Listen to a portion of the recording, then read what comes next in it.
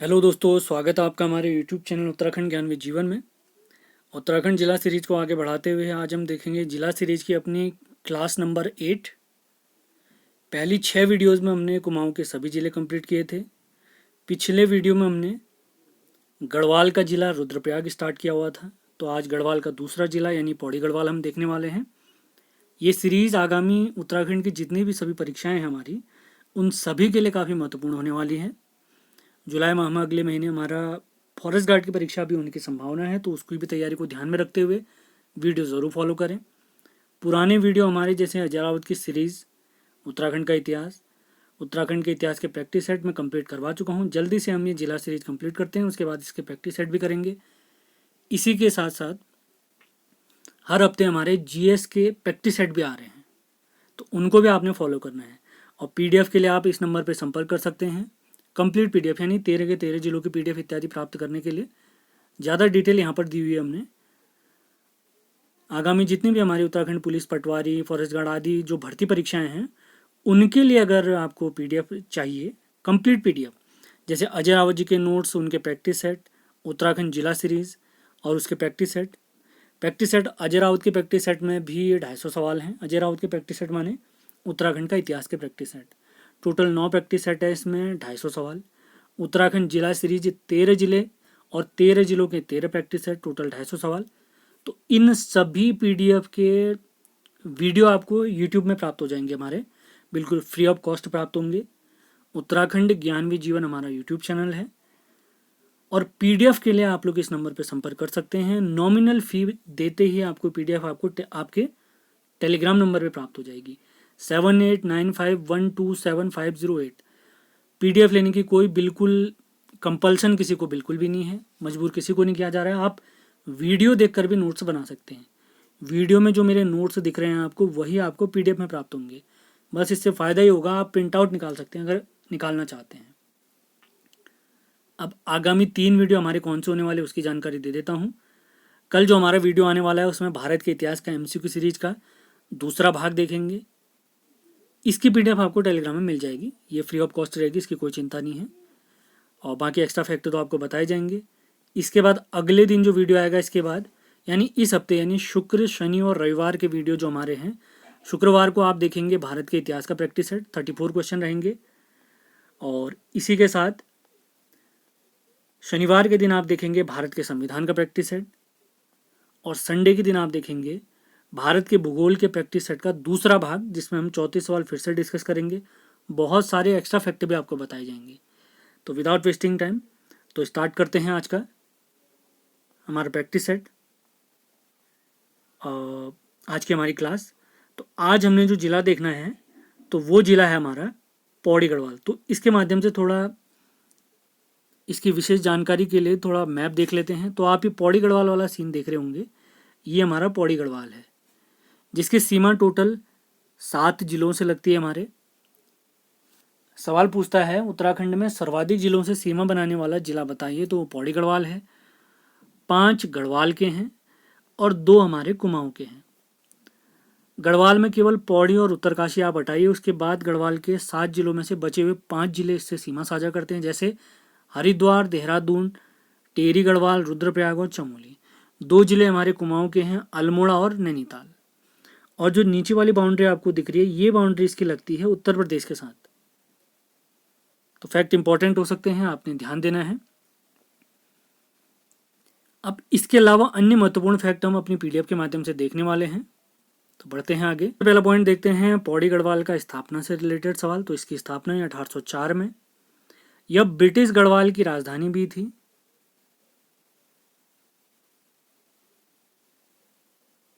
काफी important fact. अगला fact देखते हैं 1969 में गढ़वाल मंडल का मुख्यालय पौड़ी में ही स्थापित किया गया था। कुमाऊं मंडल का मुख्यालय आपने कमेंट बॉक्स में लिख के बताना है। 1992 में पौड़ी गढ़वाल को हिल स्टेशन घोषित किया गया था, महत्वपूर्ण फैक्ट। अब इसकी सीमा अगर देखते हैं, जो अभी मैंने मैप में आपको बताया था, तो इसकी सीमा उत्तर प्रदेश से लगती है।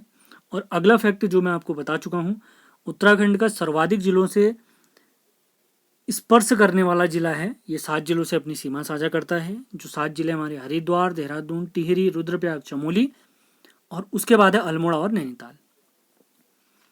अगला फैक्ट है, पौड़ी गढ़वाल हमारा कंडोलिया पहाड़ियों पर स्थित है। 1951 में पौड़ी गढ़वाल का एक शहर है कोटद्वार, जिसे नगर पालिका घोषित किया गया था। अब देखते हैं यहाँ के प्रमुख पर्वत और गुफाएं। तो सबसे पहले जो प्रमुख पर्वत हैं उसमें सबसे पहला पर्वत आता है शंभु निशंभु पर्वत, उसके बाद उतुंग शिखर, कामदेव माउंटेन, किनास पर्वत, झिलमिल गुफा और गंगा वासुई घाटी। ये सारे स्थल हमारे पौड़ी में स्थित हैं। अब देखते हैं पौड़ी के जलप्रपात। सबसे पहला है रमेशपुर या रामपुर जलप्रपात, उसके बाद चूनाधार प्रपात, अगला है गौरी चीर झरना जो पूर्वी नयार नदी पर बना हुआ है। नयार नदी वही है जो हमारे दूधाधोली से निकलती है। अब अगला देखते हैं पौड़ी गढ़वाल के वन वन्यजीव और राष्ट्रीय पार्क। तो सर्वाधिक वन क्षेत्रफल हमारे उत्तराखंड में पौड़ी में ही पाया जाता है, जो कि 3271 स्क्वायर किलोमीटर है। यानी पौड़ी के क्षेत्रफल का 61.38% हिस्से में वन पाए जाते हैं और उत्तराखंड में सबसे ज़्यादा खुले वन भी पौड़ी गढ़वाल में है। अगला देखते हैं सोना नदी वन्यजीव विहार, जिसकी स्थापना 1987 में हुई थी और इसका क्षेत्रफल है 301 वर्ग किलोमीटर। अब देखते हैं कार्बेट राष्ट्रीय पार्क के बारे में, जिसका विस्तार पौड़ी और नैनीताल में स्थित है। 1936 में हैली राष्ट्रीय पार्क का निर्माण किया गया। यह एशिया और भारत का पहला नेशनल पार्क था। आज़ादी के बाद इसका नाम पड़ा रामगंगा नेशनल पार्क, जबकि 1957 में से जिम कार्बेट नाम दिया गया। यानी प्रसिद्ध शिकारी जिम कार्बेट की याद में से कार्बेट राष्ट्रीय पार्क का नाम दिया गया। इसका क्षेत्रफल है 520.82 वर्ग किलोमीटर, जिसमें ज़्यादा क्षेत्रफल इसका प्राप्त होता है पौड़ी में 312.76 वर्ग किलोमीटर और नैनीताल में 208 के आसपास इसका क्षेत्रफल है। अगला फैक्ट देखते हैं, ढिकाला नामक स्थल नैनीताल में स्थित है, जो कि हमारे कार्बेट राष्ट्रीय पार्क का प्रवेश द्वार है। पाटली दून काफ़ी महत्वपूर्ण, ये हमारे कार्बेट राष्ट्रीय पार्क के मध्य से होकर मध्य में स्थित है। अगला महत्वपूर्ण फैक्ट देखते हैं, 1 नवंबर 1973 को भारत का पहला बाघ संरक्षित क्षेत्र इसे घोषित किया गया। इससे पहले हमारा एक प्रोजेक्ट टाइगर आया था 7 अप्रैल 1973, जिसमें बाघों को बचाने के लिए विशेष योजना बनाई गई थी। उसी के तहत सबसे पहले कार्बेट राष्ट्रीय पार्क को संरक्षित पार्क घोषित किया गया बाघों के लिए। उम्मीद है सारे फैक्ट आपको समझ में आ रहे होंगे, आपने नोट्स बनाते हुए चलना है। अगले फैक्ट की तरफ बढ़ते हैं। यहाँ सर्वाधिक पर्यटक आते हैं। सर्वाधिक पर्यटकों की दृष्टि से देखें तो सबसे ज़्यादा कार्बेट में, इसके बाद राजाजी और इसके बाद फूलों की घाटी में हमारे सबसे ज़्यादा पर्यटक आते हैं। अप्रैल 2012 में पार्क के चारों ओर का 500 मीटर का क्षेत्र साइलेंस जोन घोषित किया गया। 2013 में बाघों की सहायता के लिए special tiger protection force STPF का भी गठन किया गया है कार्बेट राष्ट्रीय पार्क में ही। महत्वपूर्ण फैक्ट है। अगले पार्क की तरफ बढ़ते हैं। अगला पार्क है हमारा राजाजी राष्ट्रीय पार्क। इसकी स्थापना 1938 में चीला, मोतीचूर और राजाजी अभ्यारण्य को जोड़कर की गई। इसका क्षेत्रफल प्राप्त होता है 820.4 वर्ग किलोमीटर। उत्तराखंड में टोटल 6 पार्क हैं। उन 6 पार्कों में सर्वाधिक जिलों में फैला हुआ पार्क यही है, PHD, पौड़ी, हरिद्वार और देहरादून। आप देख सकते हैं इसका विस्तार 3 जिलों में, पौड़ी, हरिद्वार, देहरादून, और ये हाथियों के लिए प्रसिद्ध है।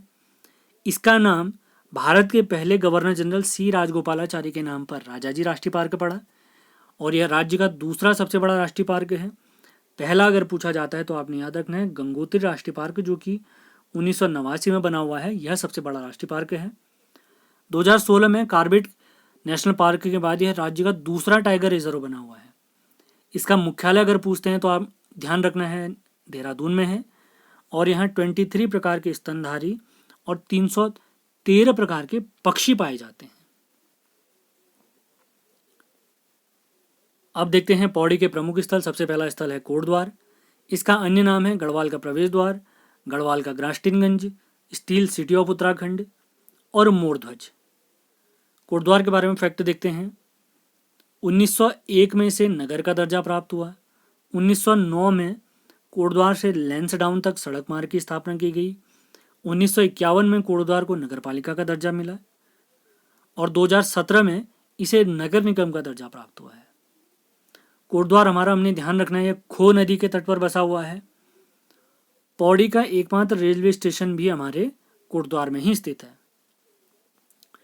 इसके आसपास के प्रमुख स्थल हैं सिद्धबली मंदिर, Buddha park, saint Joseph cathedral church. अगला स्थल देखते हैं कड़वाश्रम। यह प्राचीन विद्यापीठ है जो मालिनी नदी के तट पर स्थित है। अगर पर्वत पूछे जाएं तो यह स्थल है हेमकूट और मणिकूट पर्वतों के मध्य। कालिदास जी ने यहीं पर मालिनी नदी के तट पर अपना उपन्यास महाकाव्य अभिज्ञान शाकुंतलम की रचना की है। और कालिदास जी ने इस स्थल को किसलय प्रदेश भी कहा है। ये वही स्थल है जहाँ पर राजा दुष्यंत और शकुंतला का प्रेम प्रसंग हुआ था और इन्हीं के पुत्र भारत के नाम पर हमारे इस देश का नाम, मान्यता है कि इन्हीं के नाम पर हमारे देश का नाम भारत पड़ा था। अगला स्थल देखते हैं पौड़ी का लैंसडाउन। इसकी स्थापना 4 नवंबर 1887 को हुई। इसका पुराना नाम जो प्राप्त होता है वो है कालो का डांडा। यहाँ के प्रमुख स्थल देखते हैं saint Mary's church, tiffin top, Kaleshwar मंदिर। 1923 में गढ़वाल रेजिमेंट का युद्ध स्मारक यहीं पर बना। यहीं पर गढ़वाल राइफल्स का कमांड ऑफिस भी स्थित है। यहाँ के प्रमुख स्मारक अगर देखें तो दरबान सिंह नेगी जी का स्मारक और गब्बर सिंह नेगी जी का स्मारक भी यहीं पर स्थित है। अगले स्थल की तरफ बढ़ते हैं। ये स्थल है हमारा पौड़ी का श्रीनगर। 1840 से पहले यह ब्रिटिश गढ़वाल की राजधानी थी। इसके बाद राजधानी बनी पौड़ी। मौलाराम चित्र संग्रहालय श्रीनगर में स्थित है। 1973 में जब गढ़वाल और कुमाऊं विश्वविद्यालय बने थे तो आपने ध्यान रखना 1973 में गढ़वाल विश्वविद्यालय का मुख्यालय श्रीनगर को ही बनाया गया। यहाँ के प्रमुख स्थल देखते हैं गोरखनाथ गुफा, महेंद्रांचल पर्वत, इंद्रकील मणिकनाथ मंदिर, मज्जू घोष मंदिर, अष्टावक्र मंदिर, राज राजेश्वरी मंदिर। अगले प्रमुख स्थल की तरफ बढ़ते हैं दुगड्डा। यह स्थल सिलगाड़ और लंगूर नदी के तट पर बसा हुआ है। इसे बसाने का श्रेय जाता है पंडित धनीराम मिश्र जी को और इसका प्राचीन नाम प्राप्त होता है पुरानी किताबों में नाथोपुर। 1930 और 45 में हमारे जवाहरलाल नेहरू जी यहाँ यात्रा पर आए थे और इसी स्थल में 1930 में चंद्रशेखर आजाद जी व भवानी सिंह रावत जी ने 7 दिन पिस्तौल चलाने की ट्रेनिंग भी यहीं पर ली थी। और इसी दुगड्डा स्थल में भवानी सिंह रावत जी ने शहीद मेले की शुरुआत भी की है। हमने ध्यान रखना है, काफ़ी इंपॉर्टेंट फैक्ट है। और दुगड्डा को ही शिव प्रसाद डबराल चारण जी की कर्मस्थली भी माना जाता है। अगले स्थल की तरफ बढ़ते हैं। अगला स्थल है हमारा देवलगढ़। इसे बसाने का श्रेय जाता है कांगड़ा नरेश देवल को। कांगड़ा हमारे हिमाचल प्रदेश में है। 1515 में गढ़वाल नरेश अजयपाल ने इसे अपनी राजधानी बनाया। गढ़वाल नरेशों की कुल देवी राज राजेश्वरी देवी जिसका निर्माण अजयपाल ने कराया वो यहीं पर स्थित है मंदिर। सोम का भांडा या राजा का चबूतरा नामक स्थल देवलगढ़ में स्थित है, जबकि नाथ संप्रदाय के काल भैरव का मंदिर भी यहीं पर स्थित है। अब बढ़ते हैं पौड़ी गढ़वाल के प्रमुख स्थलों की तरफ। सबसे पहला स्थल है उत्तराखंड पलायन आयोग का मुख्यालय, ये पौड़ी में स्थित है। गढ़वाल मंडल का मुख्यालय पौड़ी में स्थित है। कब से? 1969 से। गोविंद बल्लभ पंत इंजीनियरिंग कॉलेज ये पौड़ी के घुड़दौरी नामक स्थल पर स्थित है। अगला स्थल है चंद्र सिंह गढ़वाली औद्योगिकी एवं वानिकी विश्वविद्यालय, ये भरसार पौड़ी में स्थित है। इसकी स्थापना 2011 में हुई है। अगला स्थल है उच्च स्तरीय पौध शोध संस्थान, ये श्रीनगर में स्थित है। अगला राज्य टैक्स या कर भवन श्रीनगर में स्थित है। प्राविधिक शिक्षा निदेशालय ये हमारे श्रीनगर में स्थित है। राज्य का पहला जागर महाविद्यालय श्रीनगर में स्थित है जिसकी स्थापना जयानंद भारती जी ने की।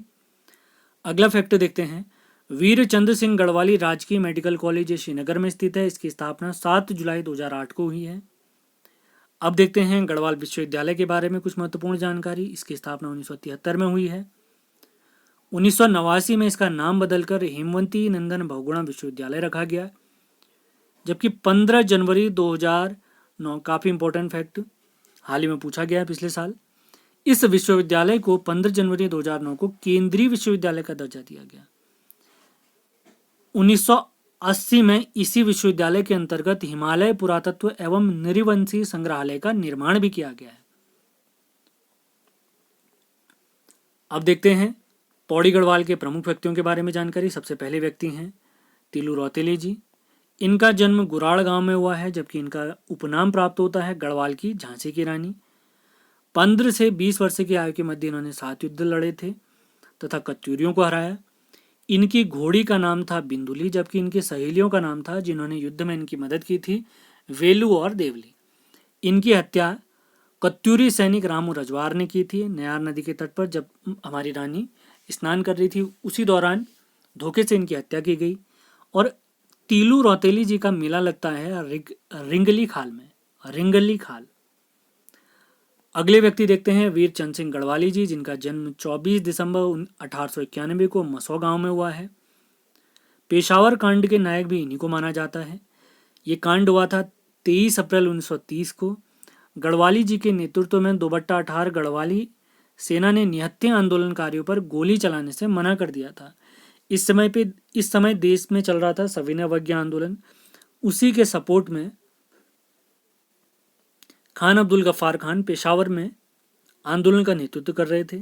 तो उसी दौरान गढ़वाली जी ने निहत्थे आंदोलनकारियों पर गोली चलाने से मना कर दिया था। तो इसके बाद इनका कोर्ट मार्शल हुआ था। तो गढ़वाली जी का केस लड़ा था बैरिस्टर मुकुंदी लाल जी ने। गढ़वाली जी को 11 वर्ष 3 माह 18 दिन की सजा हुई और इसके बाद ये 1941 में रिहा कर दिए गए थे। 23 अप्रैल को इनकी याद में पौड़ी में एक मेला क्रांति दिवस के रूप में मनाया जाता है। इनकी जीवनी राहुल सांकृत्यायन जी ने लिखी है, महत्वपूर्ण फैक्ट है। और इनका निधन हुआ है 1 अक्टूबर 1979 को, 1979। अगले व्यक्ति देखते हैं शिव प्रसाद डबराल चारण जी। इनका जन्म 12 नवंबर 1912 को गहली गांव में हुआ है। इन्हें इंसाइक्लोपीडिया ऑफ उत्तराखंड भी कहते हैं। इनकी एक उपाधि चारण भी है। 1962 में आगरा विश्वविद्यालय से इन्होंने भूगोल से पीएचडी की थी, जिसका विषय था अलकनंदा उपत्यका में घोष यात्रा, प्रवचन और ऋतुकालीन प्रवास। इन्होंने अपनी प्रेस भी खोली, जिसका प्रकाशन का नाम था वीर गाथा प्रकाशन। अभी कुछ देर पहले जब हम दुगड्डा पढ़ रहे थे, तो दुगड्डा में हमने लिखा था यह चारण जी की कर्मस्थली रही थी। कर्मस्थली क्यों रहे थे? क्योंकि दुगड्डा में एक इंटर कॉलेज था, उसके प्रिंसिपल रहे थे। इनकी कुछ प्रमुख रचनाओं के बारे में देख लेते हैं। उत्तराखंड का इतिहास, महत्वपूर्ण फैक्ट। महाराणा संग्राम सिंह, टिहरी का इतिहास, सतीरमा, श्री उत्तराखंड यात्रा दर्शन, गढ़वाली मेघदूत, उत्तराखंड में अभिलेख एवं मुद्रा, संघर्ष संगीत, गुहादित्य, गोरा बादल। और अंतिम रचना है, अगली रचना है अतीत स्मृति। इतनी रचनाएं भी याद हो जाएं काफ़ी है। अगले महत्वपूर्ण व्यक्ति देखते हैं ललिता प्रसाद नैथानी जी, जिनका जन्म 1913 में नैथाना गांव में हुआ। लैंसडाउन में वकालत के दौरान कर्मभूमि पत्रिका का इन्होंने प्रकाशन और संचालन भी किया। 1956 में सत्यपथ नामक पत्रिका का इन्होंने प्रकाशन किया है कोटद्वार से। इनकी रचनाएं देखते हैं, पूछी गई रचनाएं हैं, महत्वपूर्ण रचनाएं। गढ़वाल भाबर तब और अब, कण्वाश्रम, मालिनी सभ्यता के खंडहर और गढ़वाली चित्रकला शैली इनकी रचनाएं हैं। और इनका निधन यानी स्वर्गवास हुआ है 20 नवंबर 1988 को, 20 नवंबर 1988 को। अगले व्यक्ति देखते हैं अनिल जोशी जी। ये पर्यावरणविद और समाज सेवी रहे हैं। 2006 में इन्हें पद्मश्री प्राप्त हुआ है। 1979 में पर्यावरण अध्ययन एवं संरक्षण के लिए इन्होंने हेस्को नामक एक संस्था बनाई है। गांव बचाओ आंदोलन भी अनिल जोशी जी का है। और विज्ञान में इनके योगदान के लिए इन्हें जमुना लाल बजाज पुरस्कार से भी सम्मानित किया गया है। अगले प्रमुख व्यक्ति देखते हैं भक्त दर्शन जी। इनका जन्म 12 फरवरी 1912 को भौराड़ गांव में हुआ है। 14 जनवरी 1921 को बीडी पांडे जी के नेतृत्व में कुली बेगा रजिस्टर को सरयू नदी में बहाया गया था। तो इसी घटना से प्रभावित होकर इन्होंने आजीवन खादी वस्त्र धारण करने का निर्णय लिया था, जबकि अपने नाम के पीछे से इन्होंने जाति सूचक शब्द भी हटा दिया था। 1939 में भक्त दर्शन जी और भैरवदत्त धूलिया जी ने कर्मभूमि नामक समाचार पत्र भी निकाला, जो कि साप्ताहिक था और लैंसडाउन से प्रकाशित होता था। इनकी प्रमुख उपलब्धियां और पुस्तकें देखते हैं। 4 बार लोकसभा के सांसद भी बने हैं पौड़ी से। कानपुर विश्वविद्यालय के कुलपति भी रहे थे। उत्तर प्रदेश हिंदी संस्थान के उपाध्यक्ष रहे हैं। इनकी कुछ प्रमुख किताबें देखते हैं, जो one of the most important किताबें हैं हमारे उत्तराखंड की परीक्षाओं के लिए।